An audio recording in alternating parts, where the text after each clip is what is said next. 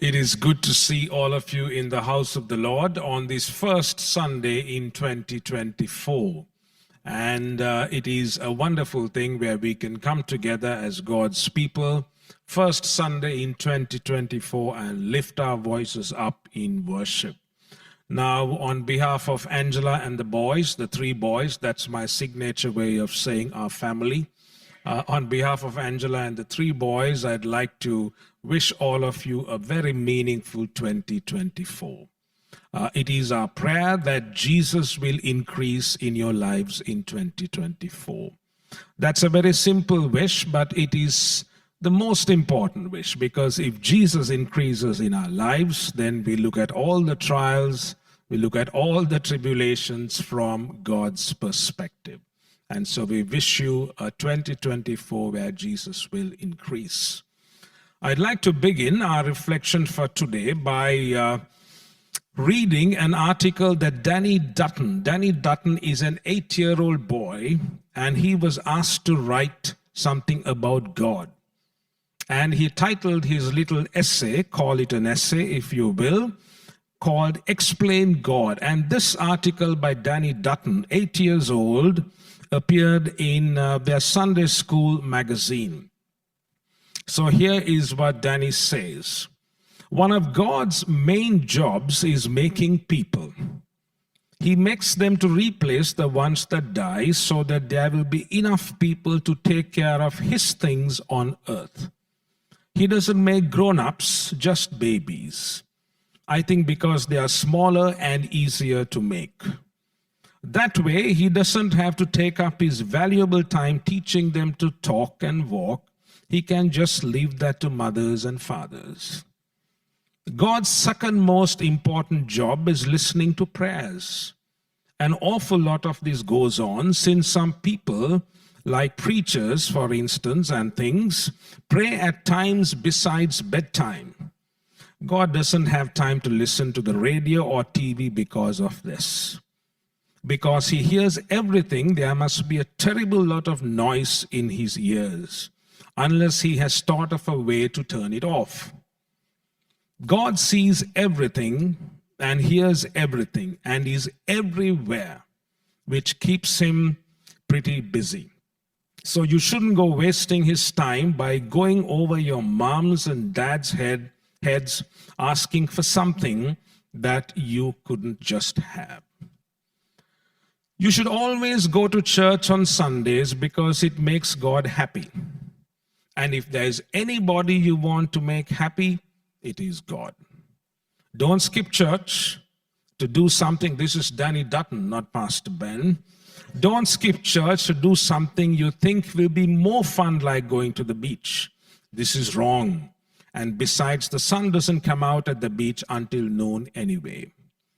And if you don't believe in God, besides being an atheist, you will be very lonely because your parents can't go everywhere with you, like to camp, but God can. It is good to know that He's around you when you are scared in the dark, or when you cannot swim, or when you get thrown into real deep water by the big kids. But you should not just always think of what God can do for you.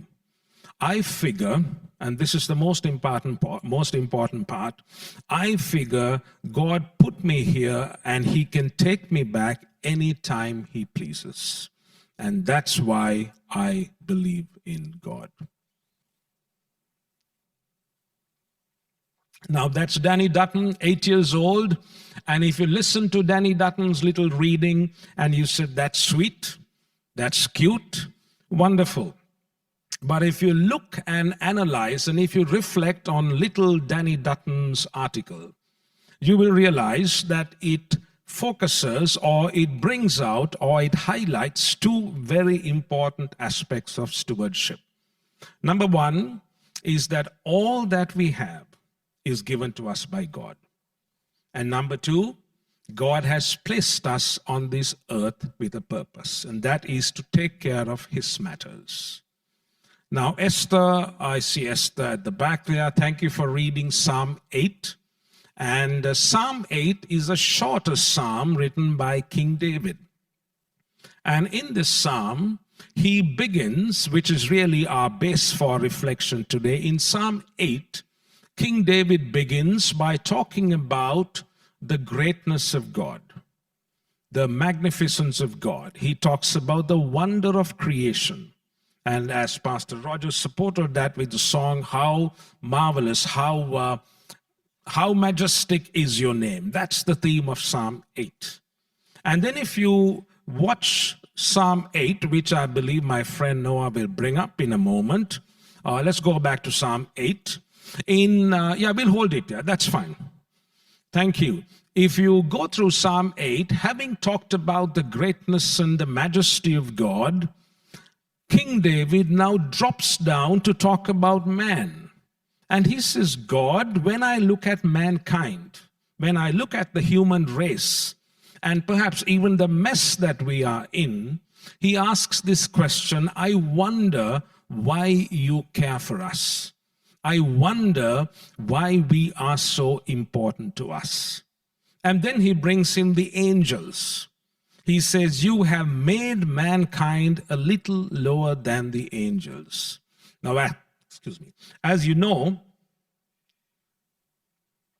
angels can fly, angels can disappear, and in that sense, we are a little lower than or limited than the angels. But he says, you have crowned mankind with glory and majesty. And then King David comes to verse 6, which is the verse that I will talk about. And what is verse 6? You made them, that is, you made mankind rulers over the works of your hands. You put everything under their feet. Now, from verse 6, I want to share with us, or share with all of us this afternoon, two timeless principles that relate to stewardship. Because if you're good Fairview Church of God people, you know one thing, that January is the month of stewardship. So from verse 6, two timeless principles, principles that will hold true for today, principles that will hold true for the next 40 years, perhaps even the next 400 years. The first one that we see from verse 6, the first timeless principle, is that all that we have is given to us by God. Because he says, you have made them rulers over the works of your hands. All that we have comes from God. It is given to us by God. The Apostle Paul puts this very beautifully. If we go to the next slide, Mr. Noah, in 1 Corinthians chapter 4, verse 7, the Apostle Paul, writing to the Corinthian Christians, says, for who makes you different from anyone else? What do you have that you did not receive? And if you did receive it, why did you boast as though you did not? Paul, in this section of 1 Corinthians, is a little hard on the Corinthian Christians. And he says, all that you have received. Why then do you behave as if you had it all and nobody gave it to you? It is God who gave it to you. And that's 1 Corinthians chapter 4, verse 7. And then if you look at our lives, we recognize our lives have been given to us by God as gifts. If you take salvation, it is a gift from God. If you take our families, our friends, if you take all that we have, these are all gifts from God. Now, if you remember our reflection from last Sunday, December 31st, we went to that passage in Deuteronomy chapter 8, where the people of God are standing just prior to entering the promised land. And God is reminding them, he says, when you enter the promised land, do not say to yourself, I am successful because this is all the work of my hands. We looked at it last week, and once again we are reminded that all that we have is given to us by God.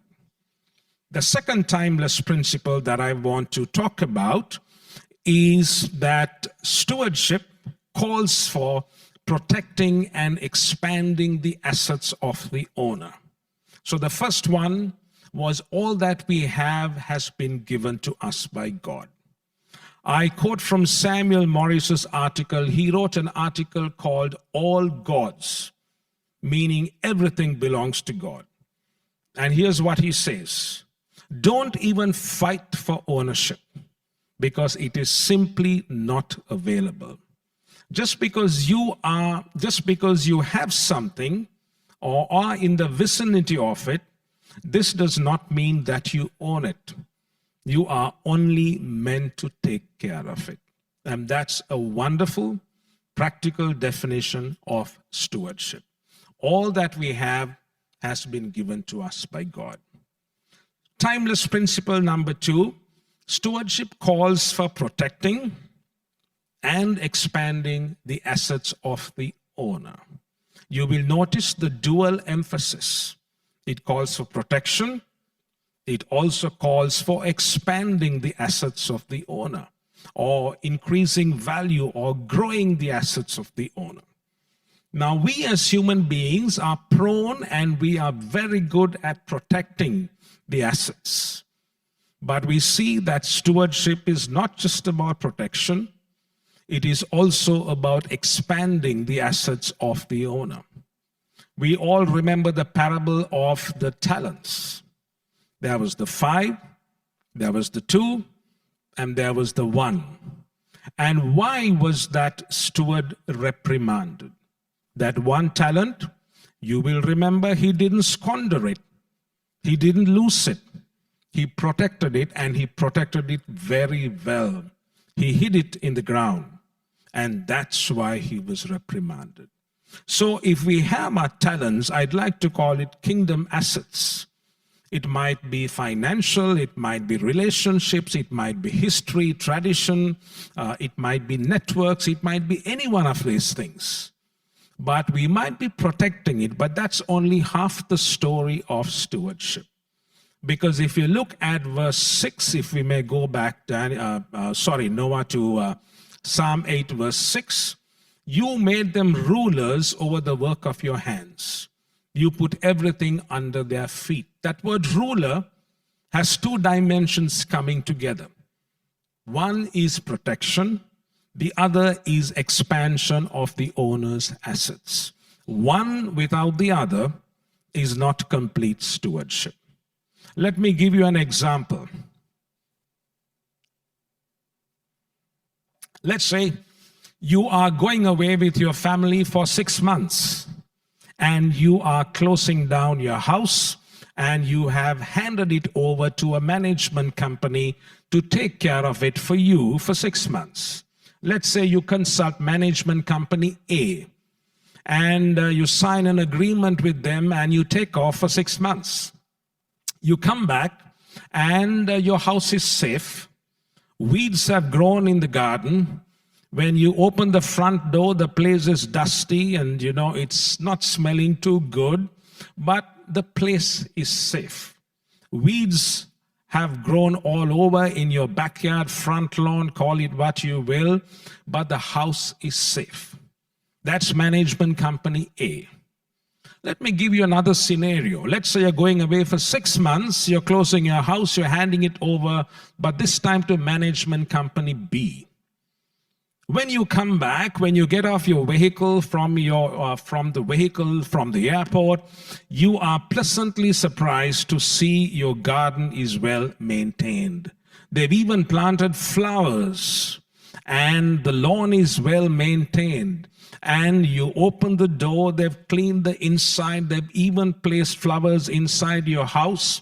And you go to your backyard and you are pleasantly surprised because every square inch of your backyard has been cultivated with beans and, tell me, what are the other vegetables? Help me out here. Tomatoes, that's all we do. We can do better than that. Peas, yes, you can talk, yes, it's all laid out very well. And you are so pleased with this. And that really is the definition of stewardship. In company A, they protected your assets. They made sure your house was safe.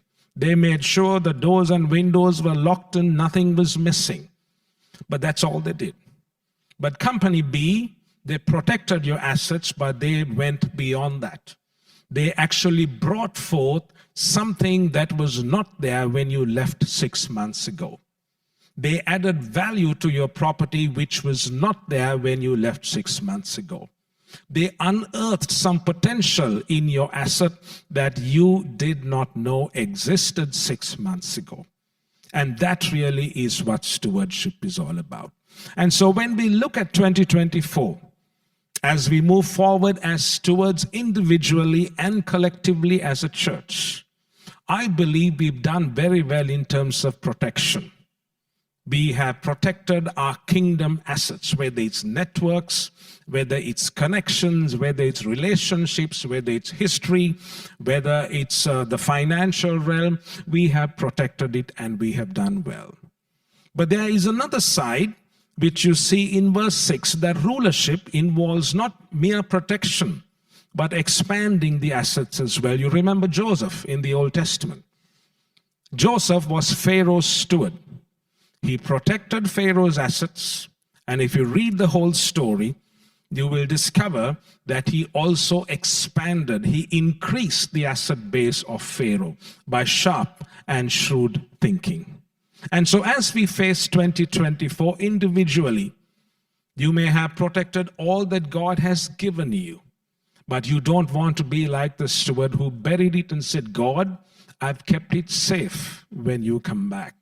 The question we need to ask is, how have we expanded the value of the assets of the master? And I want to close, you like that word close, don't you? By taking you to another story, and Noah is going to bring up this verse for us. It's a frightening verse, but let me tell you the backstory.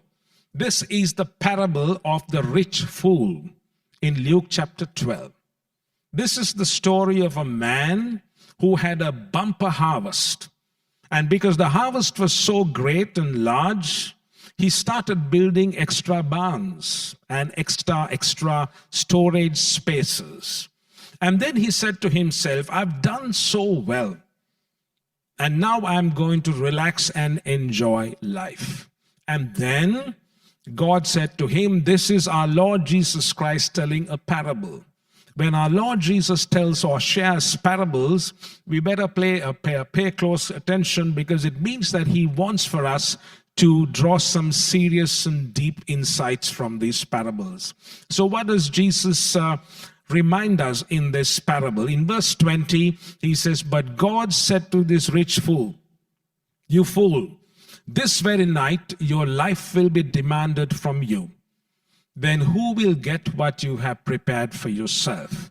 And let's look at verse 21. This is how it will be with whoever who stores up things for themselves, but is not rich towards God. And I want for us to ponder on that final phrase in verse 21, not rich towards God. And this man, in this story, he was rich. He was blessed with a bumper harvest, but he was not rich towards God. In other words, he did not expand the assets of the maker. And even as we get into 2024, I pray that we would, number one, protect all that God has given to us. We would be good stewards who will protect, but who will also expand the asset base of our King. And that might mean going out to places God may have never taken us before, because we want to be wise stewards in investing all that God has given us. It might be doing things differently. It might be expanding into regions that we may not have thought about before. It might be exploring new options, because remember the story of Company A and Company B. Why did we like Company B? Because they took what you had and they unearthed potential that you never knew existed when you left 6 months ago. And that's what God expects from us as his kingdom stewards. May God bless the reflection of his word this hour.